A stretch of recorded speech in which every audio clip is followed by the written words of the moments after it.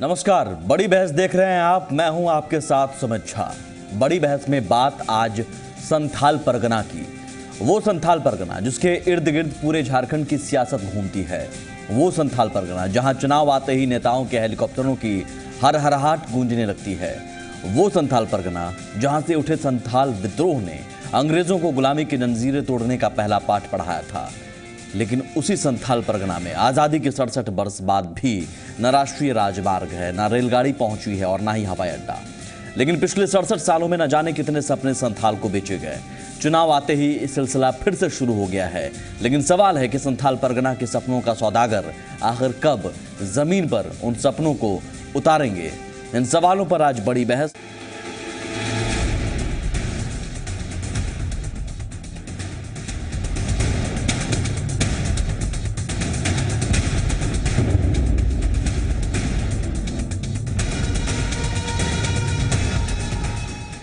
झारखंड की सियासत में संथाल परगना को सत्ता की चाबी कहा जाता है। इस इलाके की सियासी समझ जिस पार्टी के पास होती है वो सत्ता की समझ रखने का दावा कर सकता है। जाहिर है इस बार संथाल के गुरुजी के सामने बीजेपी मोदी मंत्र का सहारा लेकर चाबी हासिल करने की कवायद में है। लेकिन क्या ऐसा संभव हो पाएगा? क्या जेएमएम के सियासी गढ़ में सेंध लग पाएगी या एक बार फिर जेएमएम का दांव काम कर जाएगा?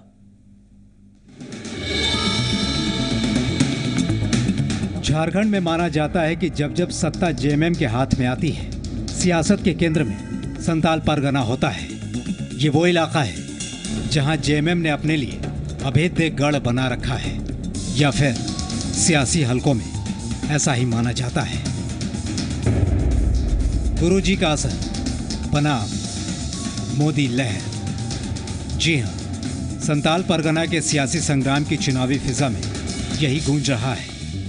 बरहेट में गुरुजी के शिष्य रहे और अब मोदी के मुरीद हो चुके हेमलाल मुर्मू का मुकाबला हेमंत सोरेन से हो रहा है। जहाँ तक हेमलाल जी का आप जिक्र कर रहे हैं, हेमलाल मुर्मू जी का, वो सम्मानित थे हमारे पार्टी में, लेकिन वो आए थे पार्टी में कम्युनिस्ट पार्टी से। हमारे कोई फाउंडर वो हमारे पार्टी के नहीं रहे हैं। और गुरु का दर्जा तभी होता है जब फाउंडर मेंबर उनको बोलते हैं ना कि भाई बहुत शिष्य से कोई उसको बड़ा करता है, तो वो उनका कद कभी नहीं रहा है हेमलाल जी का पार्टी में। कुछ ऐसा ही आलम गिरिडीह में भी है। जेवीएम दिग्गज बाबूलाल मरांडी के खिलाफ उनके ही करीब रहकर सियासी सूत्र सीखने वाले निर्भय शाहबादी ताल ठोक रहे हैं। ये निर्भय शाहबादी की कोई हमसे लड़ाई, बाबूलाल जी से लड़ाई है, ये तो मैं समझता ही नहीं हूँ। निर्भय शाहबादी क्या लड़ेंगे बाबूलाल जी से? बाबूलाल जी के सामने गिरिडीह में वो हैं क्या है कि बाबूलाल जी से उनकी लड़ाई होगी? संथाल परगना में ताल ठोकने की आवाज सुनाई दे रही है, मगर जनता सत्ता का शंखनाद किसे सुनने का मौका देगी, संथाल की लड़ाई ये तय कर देगी। लेकिन सियासी लड़ाई से अलग कुछ सच्चाई भी है संथाल परगना की। संथाल परगना की कुछ सच्चाई से आपको हम सबसे पहले रूबरू कराते हैं। संथाल परगना 6 जिलों के अंतर्गत 18 विधानसभा क्षेत्र हैं। 18 विधानसभा क्षेत्र यानी 81 में से 18, बहुत बड़ा रोल। देवघर और मधुपुर में 14 दिसंबर को वोटिंग है, यानी कि चौथे चरण में जो वोटिंग होने जा रही है संथाल परगना के 2 इलाके। 16 विधानसभा क्षेत्रों में 20 दिसंबर को वोटिंग होगी आखिरी चरण में। जेएमएम का गढ़ माना जाता है संथाल परगना। यहां पर लोकसभा चुनाव में भी मोदी लहर का असर नहीं हो पाया। 2 सीटें जेएमएम के ही खाते में गई। 2009 के विधानसभा चुनाव में भी जेएमएम संथाल परगना की सबसे बड़ी पार्टी बनकर आई। 18 में से 12 सीटों पर जेएमएम उम्मीदवार जीते। तो समझना मुश्किल नहीं कि गढ़ जेएमएम का माना जाता है, लेकिन इस गढ़ में बीजेपी चुनौती देने की कोशिश कर रही है। 2014 में लोकसभा चुनाव में जेएमएम को 2 सीटें मिली। लेकिन अब देखिए खनिज संपदा कितने हैं। संथाल परगना में 36 कोल ब्लॉक्स हैं। सबसे बड़ा कोयला खदान केंद्र राजमहल संथाल परगना में ही आता है। लेकिन इतने खनिज संपदा होने के बावजूद विकास नहीं। आयरन और बॉक्साइट और भी संथाल में ही मिलता है। आज़ादी के बाद सैकड़ों योजनाओं का उद्घाटन हुआ, लेकिन विडंबना देखिए, योजनाओं का उद्घाटन हुआ, सबसे ज़्यादा खनिज संपदा है इस इलाके में, लेकिन कोई योजनाएं पूरी नहीं हुई, सपने बहुत दिखाए गए, सपने बेचे गए, लेकिन उन सपनों को जमीन पर नहीं उतारा गया। पीने के पानी के लिए आज भी लोग प्राकृतिक स्रोत पर निर्भर हैं। आलम यह है, सिंचाई की कोई व्यवस्था नहीं है, किसान वहां पर परेशान है, खेती हर साल उनकी बर्बाद हो जाती है सिंचाई के बगैर। मसानजोर डैम दुमका में है, फायदा होता है पश्चिम बंगाल को, झारखंड को नहीं, संथाल परगना को नहीं। देवघर में पुनासी डैम है, मधुपुर में बुढ़ई डैम का निर्माण कार्य कई सालों से जारी है लेकिन पूरा नहीं हुआ। गोड्डा का सुग्गा बथान डैम है, बदहाल है। कई अहम समस्याएं हैं जो संथाल परगना में हैं बदस्तूर, लेकिन सवाल इसलिए है कि इन योजनाओं के भरोसे सपने दिखाए गए थे, कई सपने दिखाए गए कई अहम योजनाओं के जरिए, लेकिन उन योजनाओं को पूरा नहीं किया गया। और इन सब के बीच झारखंड की सियासत जाहिर तौर पर संथाल में शिफ्ट हो चुकी है। 15 दिसंबर को प्रधानमंत्री नरेंद्र मोदी दुमका और बरहेट में चुनावी सभा को संबोधित करने जा रहे हैं, लेकिन उससे पहले हेमंत सोरेन ताबड़तोड़ सभाएं कर रहे हैं। हालांकि उन्होंने मोदी लहर और बीजेपी की ताकत को सिरे से खारिज किया है। सीएम हेमंत से खास बातचीत की जी मीडिया संवाददाता मनीष मेहता ने। झारखंड की जो सियासत है अब पूरी तरह से संथाल में शिफ्ट हो चुकी है। हेमंत जी, भाजपा के तकरीबन आधा दर्जन हेलीकॉप्टर अब दुमका में कैंप करने की तैयारी कर रहे हैं। करने दीजिए, क्या फर्क पड़ता है।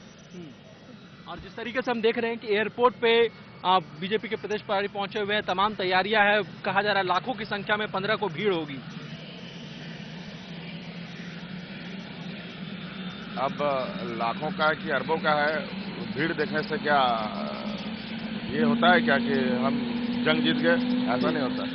जेएमएम कितनी तैयार है, क्योंकि आपके गढ़ में भाजपा पूरी तरह से आपको चुनौती देने की तैयारी है। स्वागत है।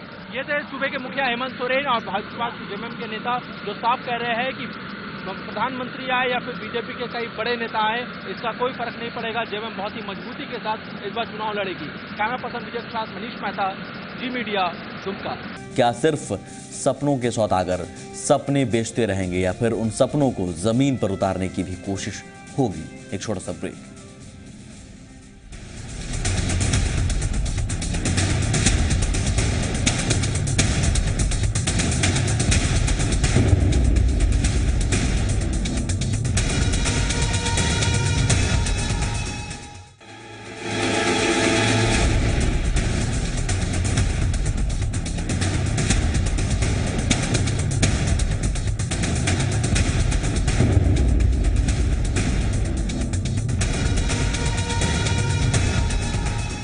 बात आज संथाल परगना की हो रही है, वो संथाल परगना जहां तमाम नेता चुनाव के वक्त आते हैं, सपने बेचते हैं, लेकिन उन सपनों को आज तक जमीन पर उतारा नहीं गया है।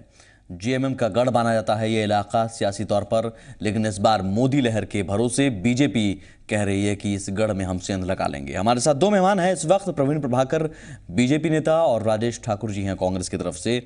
प्रवीण जी, सबसे पहले आपके पास हम आएंगे। बीजेपी को भरोसा मोदी लहर पर है, लेकिन जेएमएम को भरोसा है उसके असर पर। असर की काट है क्या आपके पास, सिर्फ मोदी का भाषण?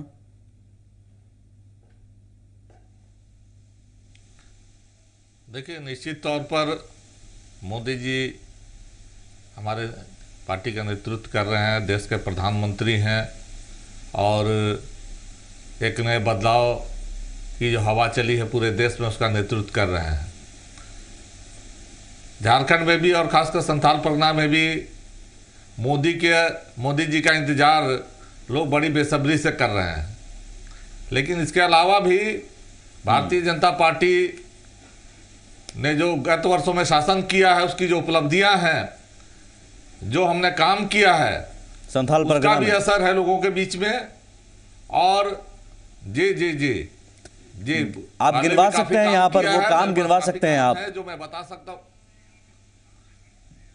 हाँ, मैं निश्चित तौर पर गिनवा सकता हूँ। संथाल परगना में पहले जब हम लोग आप जाते थे, आप धनबाद से जब आगे बढ़ते थे और जीटी रोड छोड़ते थे, तो उसके बाद संथाल परगना में कहीं भी डबल लेन की सड़क नहीं थी। पूरे संथाल परगना में एक भी डबल लेन की सड़क नहीं थी।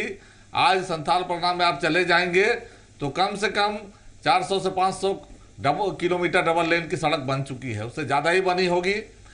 और ग्रामीण सड़कें जो ठीक है, मैं लिख रहा हूं सर, आप गिनवाते जाइए। वो आज एकदम प्रत्येक पंचायत और प्रखंड में ग्रामीण सड़कों का निर्माण किया जा चुका है।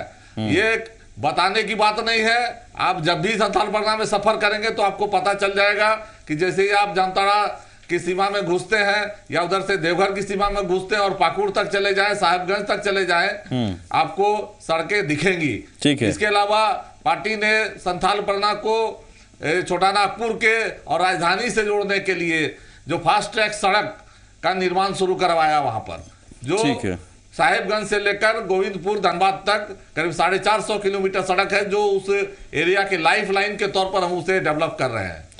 अच्छा ठीक है, अब मेरा सवाल सुन लीजिए। NH 133 है डुमरीपुर से रामपुर हाट, क्या हुआ इसका? NH 133 देवघर से साहिबगंज वाया गोड्डा, क्या हुआ सर इसका?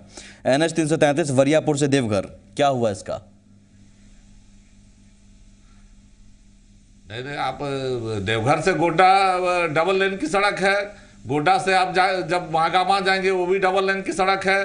जामताड़ा से दुमका जाएंगे वो भी डबल लेन की सड़क है। दुमका से गोड्डा जाएंगे वो भी डबल लेन की सड़क है। ये आपने बनवाई? दुमका से पाकुड़ जाएंगे वो जी हाँ। झारखंड बनने के बाद जब यहाँ भाजपा के नेतृत्व में सरकार बनी, ये सारी सड़कें उस समय बनी। ठीक है, ये लेकिन सड़कें नहीं, झारखंड जब बना, झारखंड बनने के 5-6 साल के भीतर ये सड़कें बनी है। NHAI लेकिन क्या राज्य की एजेंसी है? NHAI बाद में उन्होंने टेक ओवर किया है, पहले स्टेट हाईवे के रूप में हमने उसको डेवलप किया था। ठीक है, मैं चाहूंगा जवाब राजेश जी से आपसे। राजेश जी, जिन उपलब्धियों की बात कह रहे हैं, क्या है वो उपलब्धियां, या फिर उस पर भी कुछ शंका है आपको? नहीं, देखिए, उपलब्धियों पर सवाल हम क्यों उठाएं? इनके प्रधानमंत्री जी खुद उठा रहे हैं। वो कह रहे हैं कि झारखंड को बेशर्मों की तरह लूटा गया है पिछले 14 वर्षों में, और वही बता रहे हैं कि झारखंड की परवरिश तरीके से नहीं हो पाई है, और परवरिश जो है 14 से 18 साल के बीच में होती है। वो एक परवरिश की नई परिभाषा समझा रहे हैं झारखंड में आकर के। दुर्भाग्य इस बात का है कि हम झारखंड वासियों को वो ये कह रहे हैं कि मैं आपकी परवरिश करने को तैयार हूं। अरे भाई, आपको प्रधानमंत्री बना दिया। नहीं, जिन सड़कों की बात की है, क्या वो सड़क की बात कर रहे हैं? आप पूरे देश के प्रधानमंत्री, तो आप मानेंगे बीजेपी की उपलब्धि? देखिए, नहीं, आपको बताऊं सड़कों का क्या हुआ है नहीं हुआ है।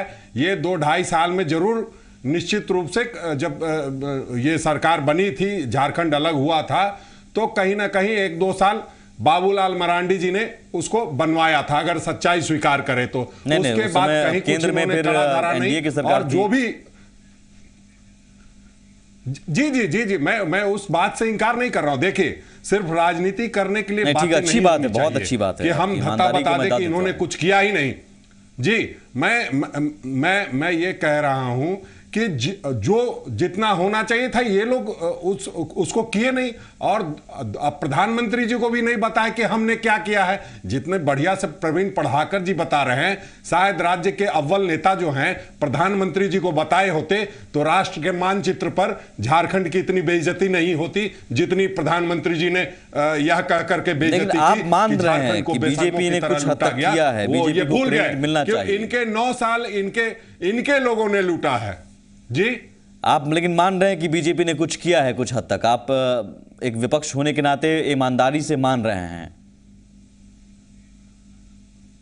नहीं, देखिए, कुछ ना कुछ सबने किया है, तभी झारखंड एक अपनी जगह पे खड़ा है। ठीक है, लेकिन खड़ा नहीं सर, खड़ा नहीं है, रेंग रहा है हम कहेंगे, क्योंकि आज अगर खड़ा होता तो पीने के पानी की समस्या झारखंड के कई जिलों में नहीं होती। मैं पीने के पानी की समस्या को लेकर ही आऊंगा। पानी की समस्या जो है, मैं आऊंगा सर, उसी समस्या पर मैं आता हूं। बता रहे हैं संथाल में गुजरात में भी है। संथाल में प्रवीण जी, पीने के पानी की समस्या को लेकर क्या किया आपने? सड़कें चली, ठीक है, सड़कें आपने गिनवा दी, लेकिन उन सड़कों को लेकर भी राजेश जी भी समर्थन कर रहे हैं, अच्छी बात है। पीने के पानी की समस्या को लेकर क्या किया? संथाल परगना, हाँ मैं बता रहा हूँ, संथाल परगना राज्य के सर्वाधिक पिछड़े इलाकों में शुमार होता है।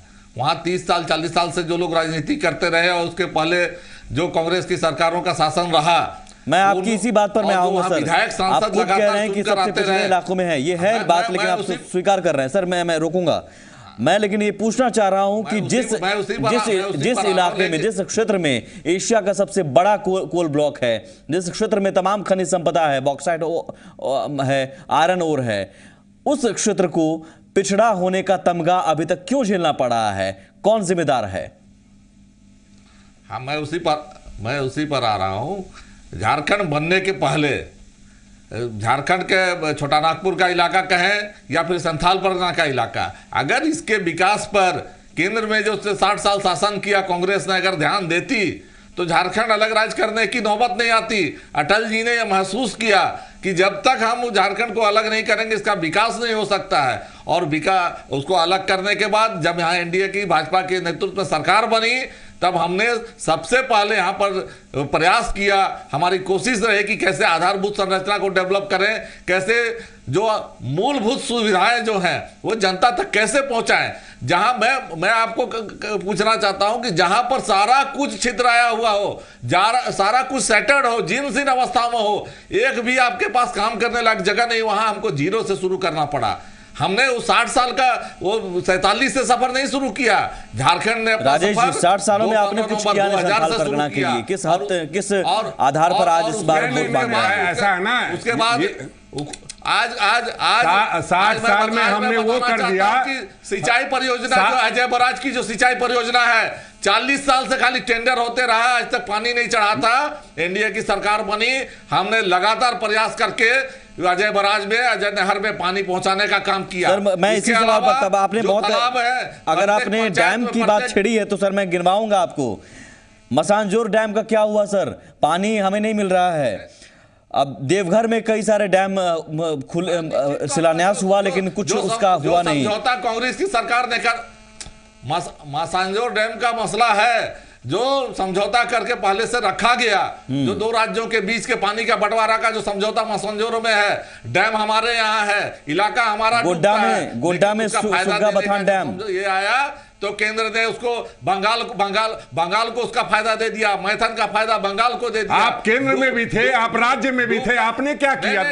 2000 से 2004 तक आपने किया क्या? आपने इस राज्य को लूटने के अलावा कुछ नहीं किया। राजेश जी तो फिर सवाल ये भी होगा कि 2004 से लेकर अब तक आपने भी तो कुछ नहीं किया। एक बार जो कागज कलम में जो कानून नहीं, मैं बता रहा हूं ना, उसको बदलना उतना आसान नहीं है। वहां ईसीएल है, वहां ईसीएल के माध्यम से कितना उस इलाके में विकास हुआ है, आसानी से किसी मुझे बता दीजिए कि पानी कितना आपने दिलवाया है डैम से? आप कहते हैं 60 साल में मैंने प्रधानमंत्री, चाय वाले को प्रधानमंत्री बनने का सपना दिया और प्रधानमंत्री बने। आप अगर इस बात को नकार रहे हैं, आपके बदौलत प्रधानमंत्री नहीं बने, वो अपनी मेहनत से बने। राजेश जी अभी देश में लोकतंत्र को हमने जिंदा रखा। जिस लोकतंत्र जिंदा है तो उसके लिए लोग भी जिम्मेदार है, चुनाव आयोग भी जिम्मेदार है। चुनाव आयोग को क्रेडिट दीजिए सर। लोकतंत्र अगर जिंदा है तो, नहीं तो हालात, मैं उस पर नहीं जाना चाहूंगा, मैं संथाल परगना पर ही आऊंगा। नहीं, संथाल परगना की समस्याओं को लेकर आपने भी क्या किया? सवाल आपको लेकर भी है, उन समस्याओं को लेकर मैं बारी बारी से गिनवाऊंगा। डैम को लेकर आपने क्या किया? कितने दिन तक डैम से पानी पश्चिम बंगाल को मिल रहा है लेकिन हमें नहीं मिल रहा है? क्यों ऐसा होता रहा? 10 साल तक आप भी रहे। देखिए, सरकार में हम लोगों ने कभी नेतृत्व नहीं किया, ठीक है। अगर हम नेतृत्व करते तो 14 साल में बताते कि क्या क्या केंद्र में आपकी सरकार रही। जिस सड़कों की बात कर रहे हैं, पीएमजीएसवाई के तहत गांव-गांव में सड़कों का निर्माण कराया गया।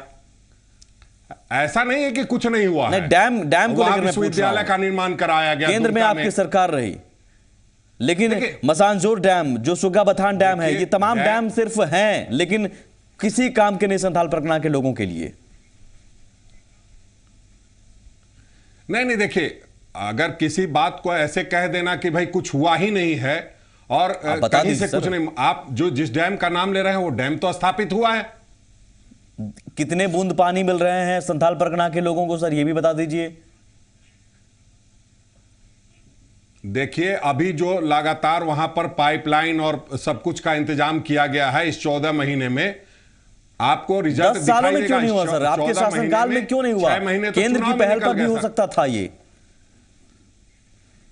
2 राज्यों का भी मामला है। नहीं, देखिए, जब तक स्टेट गवर्नमेंट कोऑपरेट नहीं करेगी, नहीं, जब तक स्टेट गवर्नमेंट कोऑपरेट नहीं करेगी, करोड़ों रुपए लौट गए। जो जो जो जो राज्य सरकार, यानी प्रवीण जी ने कोऑपरेट नहीं किया, बीजेपी ने कोऑपरेट नहीं किया। प्रवीण जी घाटे देखिए, आपने मसांजोर डैम की बात उठाई है।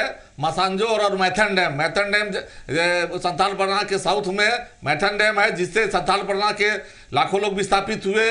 फरक्का डैम है, मसांजोर डैम है। इन डैमों के बारे में केंद्र सरकार ने जो उसका कानून बनाया, जो नियम कानून बनाए, उस नियम कानून से सीधा फायदा उन्होंने बंगाल को दिया, झारखंड को नहीं दिया। आपके शासनकाल में कितनी बार पहल हुई, कितनी बार मांग हुई केंद्र सरकार से? निश्चित तौर पर हम लगातार मांग करते रहे हैं कि इसमें चेंजेज होना चाहिए, लेकिन इतना आसान भी नहीं है।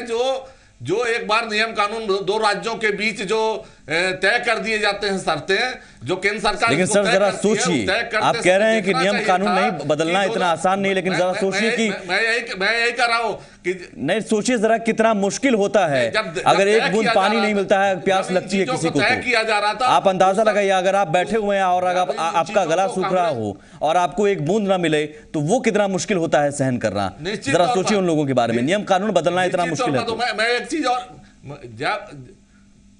मुश्किल नहीं, माने जब इस जंग के चीजें होती हैं उस समय दोनों राज्यों के हितों का ख्याल रखा जाना चाहिए था, जो तत्कालीन कांग्रेस की सरकार ने ऐसा नहीं किया। नहीं, विपक्ष की भूमिका में आप क्या कर रहे थे? अगर नहीं किया, अगर भाई दबे नहीं हुआ तो विपक्ष क्या कर रहा है? कांग्रेस मान रही है कि आपने नहीं किया। राजेश जी, आप मान रहे हैं कि ऐसा नहीं हुआ, आप नहीं कर पाए? ये 40 साल बाय द वे क्या होता है सर? बाय द वे आपने नहीं किया। नहीं तो नहीं, मसांजोर डैम जब बना हुआ है और सारा, देखिए ये निरंतर चलने वाली चीजें हैं। कोई अगर ऐसा कहता है कि मैं 2 मिनट में किसी समस्या का समाधान, 2 मिनट नहीं 10 साल, तो निश्चित रूप से 2 मिनट नहीं सर, 10 साल। 10 साल में कितने लाखों करोड़ों मिनट होते हैं? नहीं, आप मैं कह रहा हूं आने वाले और 10 साल में प्रयास लगातार जारी रहेंगे। लेकिन ये अगर कोई दावा करता है कि मैं समस्या को खत्म कर दूंगा तो ऐसा मत खत्म कीजिए सर, लेकिन पहल तो कीजिए। पहल तो आपको नजर आनी चाहिए थी। पहल आपने क्या की, मुझे बता दीजिए। संथाल परगना के लोगों को पानी देने के लिए आप देवघर के इलाके में जो नहीं, देखिए प्रयास जारी है, इसमें कहीं दो मत नहीं है। ठीक है, उसमें कहीं ना कहीं देरी हुई है, इस बात से हम कहीं इंकार नहीं करते हैं, और हम ये नहीं किसी पे आरोप लगा सकते हैं कि उन्होंने नहीं किया। लेकिन 2000 से 2004 तक जब केंद्र में और राज्य सरकार दोनों एक जगह थी तो इनकी कौन सी ऐसी बंदिशें थी जिसमें ये भी नहीं कर पाए? ठीक है, मैं कम से कम इस बात को मानता हूं कि हाँ, कहीं ना कहीं कमियां रही होंगी। हाँ, मैं इस बात को मानने में कहीं कोताही नहीं बरत रहा हूं। जो डैम का और मैथन डैम का जो कागज तैयार हुआ, जो डॉक्यूमेंट तैयार हुआ 40 साल पहले, वो सीधे झारखंड और तत्कालीन जो संथाल 2000 से 2004 के बीच में आपने क्यों नहीं ठीक कर दिया? तत्कालीन केंद्र सरकार, कांग्रेस सरकार के विद्वेषपूर्ण और पक्षपातपूर्ण रवैये 2000 से 2004 के बीच में क्यों नहीं कर दिया आपने? हमारा लेकिन उपयोग करने का अधिकार बंगाल सरकार को। तो प्रवीण जी, आपने भी क्या किया? आपने भी तो कुछ नहीं किया। सवाल आपको लेकर भी उठेगा ना, आपने भी तो कुछ नहीं किया। सपने आप जरूर आप भी दिखाते रहे।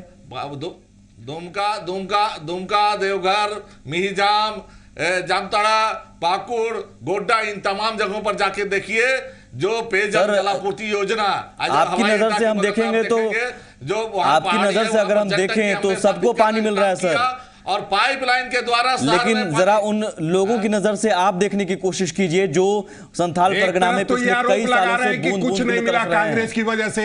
दूसरी तरफ ये कह रहे हैं कि पानी टंकी भी लग गया और पानी सप्लाई भी हो गया। वो तो अपनी बात को खुद काट रहे हैं। राज्य सरकार ने अपने संसाधन के आधार पर वो जलापूर्ति योजनाएं शुरू की। वो कोई मसांजोर और मैथन डैम का वो उसका फायदा उसको नहीं मिला। वो अपने संसाधन के आधार पर हमने वहां जलापूर्ति योजनाएं शुरू करवाई। हमारा बार हमने ये डिमांड किया। देवघर में कितने डैम शुरू हुए सर, मुझे बता दीजिए। चलिए, आपकी बात से मैं कहता हूं, देवघर में कितने डैम शुरू हुए जो चालू हैं? नहीं, देवघर में नहीं, जलापूर्ति योजना की मैं बात कर रहा हूं कि देवघर में जो जलापूर्ति योजना, देवघर में भी 26 करोड़ के 79 डैम का कामकाज शुरू हुआ था, लेकिन जस का तस है कामकाज। हाँ, पुनासी योजना जो है वो विस्थापन का जो समस्या है उसको लेकर वो विरोध के कारण उसका कामकाज अटका पड़ा है। लेकिन स्वर्णरेखा परियोजना में हमने एक कदम आगे बढ़कर जहाँ चांडिल जो स्वर्णरेखा परियोजना उसको आगे बढ़ाने का काम किया, वहां विस्थापन से संबंधित समस्याओं को हमने दूर करने के लिए पहल की। कुछ नहीं किया। इस 14 महीने में जाके स्वर्ण रेखा प्रोजेक्ट की कहीं ना कहीं ढंग से शुरुआत हुई है काम की। इस 14 महीना में तो और थम गया नहीं, इस 14 महीने में पहले इस 14 महीने में लेकिन शुरुआत ही हुई, शिलान्यास होता रहा, पूरा नहीं हुआ कोई भी काम, कोई योजना पूरी नहीं हुई। नहीं, काम वहां बहुत तेजी से हो रहा है और सारी चीजें वहां मुहैया कराई गई हैं। कॉन्ट्रैक्टर काम करने लगे हैं कहीं ना कहीं। सर यही तो विडंबना है, कि काम करने लगते हैं, काम कर रहे हैं, लेकिन काम पिछले 40 सालों से छोड़िए, हम 60 सालों की बात करें, लेकिन काम वहां पर कोई पूरा हुआ ही नहीं, ना होता नजर आता है, कभी अटक जाता है कोई ना कोई काम और वहां के लोगों को कुछ नहीं मिलता। आज आप खुद बताइए, ठीक है डैम को लेकर आपने स्वीकार कर लिया अपनी गलती राजेश जी, लेकिन डैम को लेकर क्या सिर्फ मैं कांग्रेस को जिम्मेदार बताऊं, बीजेपी को जिम्मेदार बताऊं, जेएमएम को जिम्मेदार बताऊं, या क्यों ना सियासत से ऊपर उठकर ये कोशिश हुई कि उस इलाके में जिस इलाके से राजस्व सबसे ज्यादा मिलता है, जिस इलाके से दिल्ली को कमाई मिलती है, देश को कमाई होती है, उस इलाके को कुछ मिलना चाहिए, उस इलाके को अपना हक मिलना चाहिए, क्यों नहीं मिला? आज भी क्यों पिछड़ा क्षेत्र है? प्रवीण जी।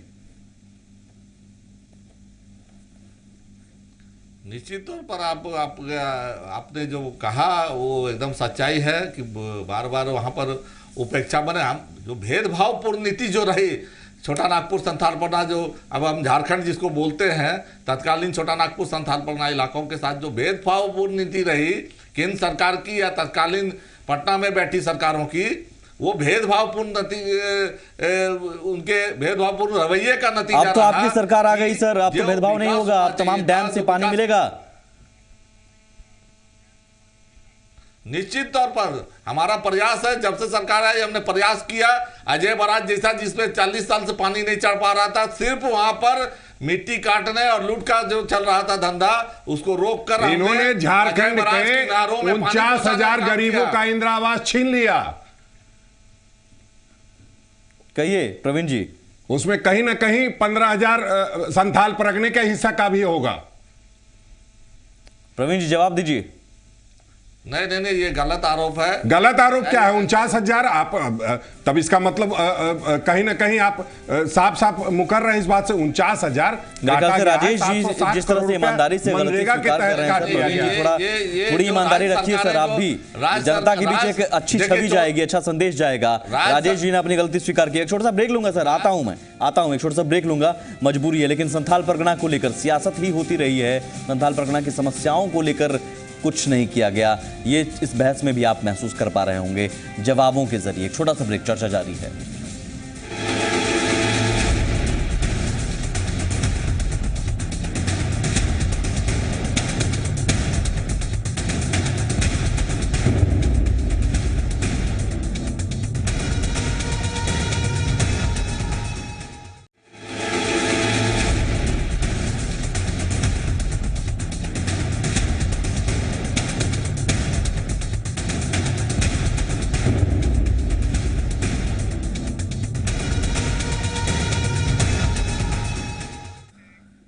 संथाल परगना की आज बात हो रही है असर के खिलाफ लहर।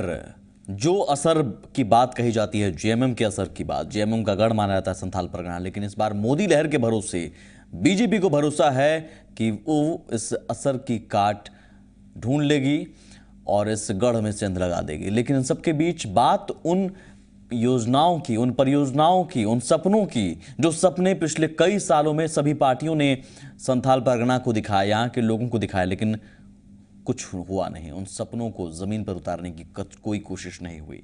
लगातार प्रवीण प्रभाकर हमारे साथ मौजूद हैं, बीजेपी नेता, और राजेश ठाकुर जी हैं कांग्रेस की तरफ से। हम चर्चा जारी रख रहे हैं सर।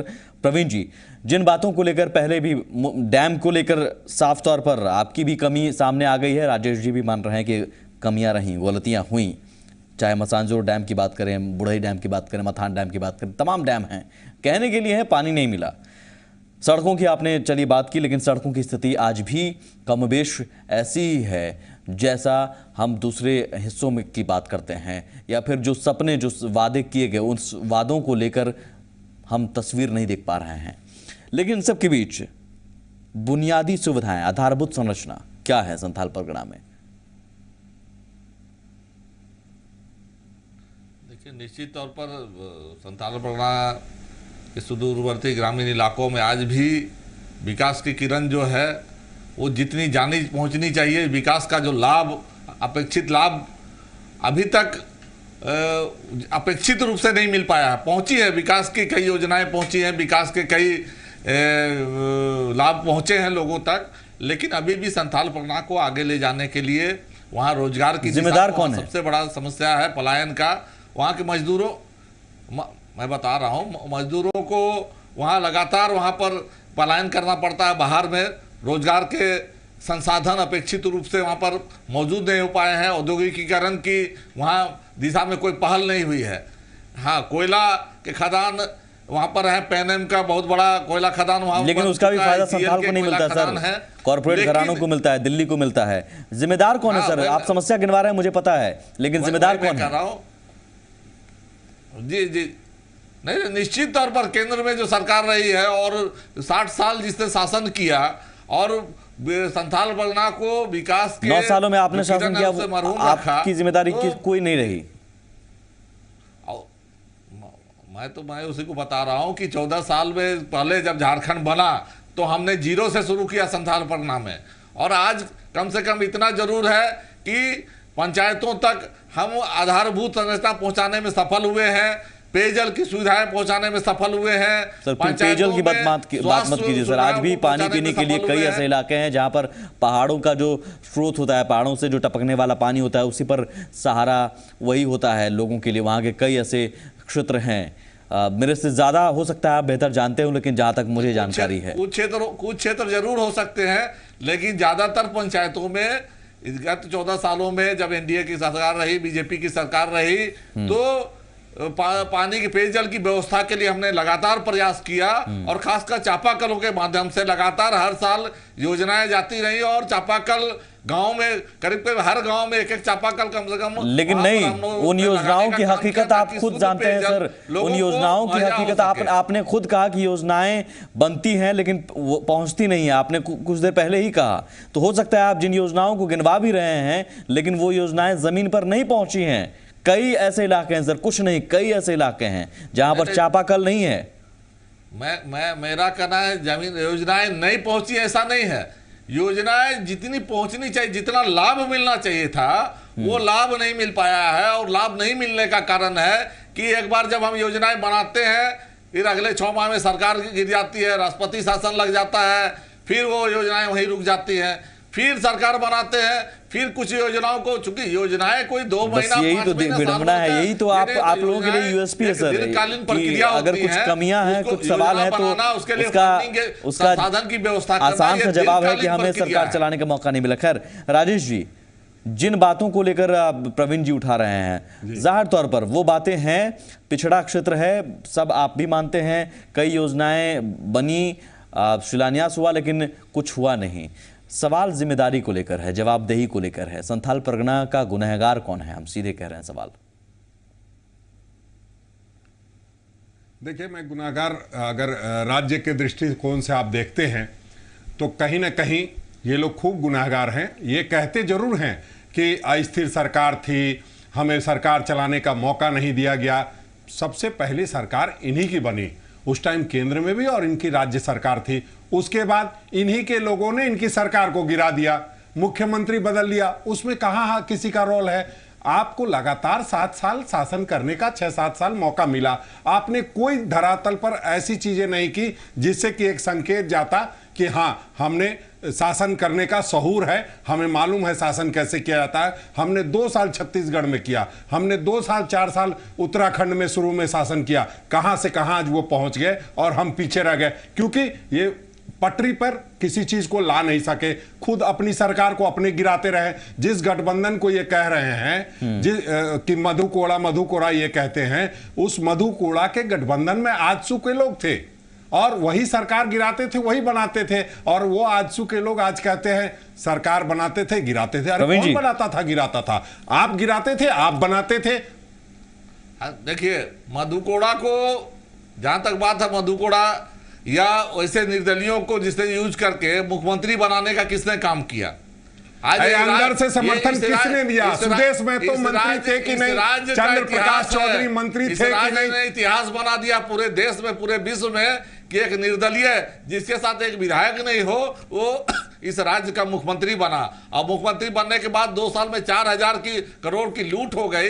बस ये आरोप प्रत्यारोप तो फिर शुरू हो जाएगा। बहुत हुआ है सर। मैं आज बुनियादी समस्याओं को लेकर मैं सवाल दरअसल रखना चाह रहा हूं, और मैं सुदेश महतो जी के पास भी और बाकी लोगों के पास भी है, जिसके उस पैसे के आधार पर इनको आजसू के सामने घुटने टेकने पड़े कि उनको सीट देनी पड़ी। पहले ये कहते थे हम अकेले लड़ेंगे, जैसे ही बात आई उनका पैसा दिखा, चुनाव का खर्चा जुटाया, तो वो सुदेश महतो ठीक है, ये हो सकता है कि वो मंत्रिमंडल में पंडित जनादेश का भरपूर फायदा उठाने की कोशिश हुई है 14 सालों में। वो लेकिन वो कौन, बुनियादी तौर पर मुझे बताइए, जिम्मेदार क्या सभी पार्टियां नहीं हैं? देखिए, बुनियादी तौर पर अगर बात करें तो झारखंड को बार बार डिस्टेबलाइज करने का काम किया है कांग्रेस ने। बार बार पिछले संथाल परगना के लिए क्या सभी पार्टियों को हम जिम्मेदार न ठहराएं? तो नहीं चलाने आता है तो आप मत चलाइए, हमें चलाने दीजिए। अगर आपको ये लगता है कि कांग्रेस चला सकती है तो कांग्रेस को मौका दीजिए। आप चुनाव मत लड़िए, चुनाव से बाहर हो जाइए। और इसका सबसे बड़ा प्रमाण था कि एक निर्दलीय को मुख्यमंत्री बनाया, रिमोट कंट्रोल से कांग्रेस ने सरकार चलाई और 2 साल में 4,000 करोड़। छोड़िए उन बातों को सर, छोड़ देते हैं उन बातों पर। बहुत बहस हुई, बहुत बहस हुई। जवाब क्या है सबको पता है, किसने क्या किया सब जानते हैं। दाखिल हो चुकी है उसमें। नहीं, मैं संथाल परगना की समस्याओं को लेकर आपने जो वादे किए जाते रहे हैं, जो इस बार भी हो रहे हैं, उन वादों को लेकर बुनियादी संरचनाओं की बात की, आधारभूत संरचनाओं की बात की। कितने मेडिकल कॉलेज हॉस्पिटल हैं? देखिए, संथाल परगना में हमने इंजीनियरिंग कॉलेज खोलने का काम किया। इंजीनियरिंग कॉलेज वहाँ पर शुरू किया करीब 2006 में, और इंजीनियरिंग कॉलेज के बाद हमारा लगातार प्रयास रहा कि उप राजधानी का उसको दर्जा देकर उसको संथाल परगना खासकर दुमका को आगे ले जाने का हमने पॉलिटेक्निक और ITI स्किल डेवलपमेंट के लिए प्रत्येक अनुमंडल में खोलने का काम किया। और आज उन संस्थानों में हजार विद्यार्थी शिक्षा पा रहे हैं, अपना स्किल डेवलप कर रहे हैं। राजेश जी, इंजीनियरिंग कॉलेज में पढ़ाई शुरू हो चुकी है दुमका में। इसके क्रेडिट देते हैं इनको ये मानना चाहिए, क्रेडिट देना चाहिए कि केंद्र सरकार की वजह से वहां इंडो डेनिश टूल रूम खुला। इनको धन्यवाद देना चाहिए कि केंद्र सरकार की वजह से वहां यूनिवर्सिटी खुली। वहां जो भी काम हुए हैं, ऐसा सीधे देखिए, राज्य सरकार यही तो हो रहा है सर। अच्छाई जो है ना उसे बांटने में, एक अच्छाई अगर है भी गिनती के, तो वो अच्छाइयां जो है बांटने में लग जाते हैं आप लोग कि नहीं मेरा है। लेकिन इतनी सारी कमियां हैं, उन कमियों की जिम्मेदारी लेने के लिए ना कोई तैयार नहीं है। नहीं, हमने नहीं किया। ईमानदारी राजनीति में क्यों नहीं हो सकती? मैं तो कह रहा हूं 14 साल में जिन लोगों ने जितना शासन किया है उस हिसाब से अपनी जिम्मेदारी और अपनी कमियां बांट लें। नहीं, बिल्कुल ईमानदारी रखिए सर, राजनीति में जरूरी है। संथाल परगना के नेताओं जितने भी हैं उनके लिए भी जरूरी है कि संथाल परगना के लोगों के साथ आप पूरे देश में जरूरत है, राजनीति में ईमानदारी की जरूरत है कहीं ना कहीं। मैं अब सीधे सवाल करूंगा प्रवीण जी, समय कम है। चलिए, 14 सालों में बहुत कुछ हुआ, गलतियां आपकी भी थी और राजेश जी की भी थी। यहाँ पर लगभग इशारों में आप भी मान चुके हैं और राजेश जी भी मान चुके हैं। नहीं मानने का सवाल तो है ही नहीं। खैर, मानेंगे खुलकर भी नहीं, मजबूरी है आपकी। लेकिन मोदी जी आ रहे हैं 15 दिसंबर को, फिर से जरूर कुछ न कुछ लुभावने वादे होंगे।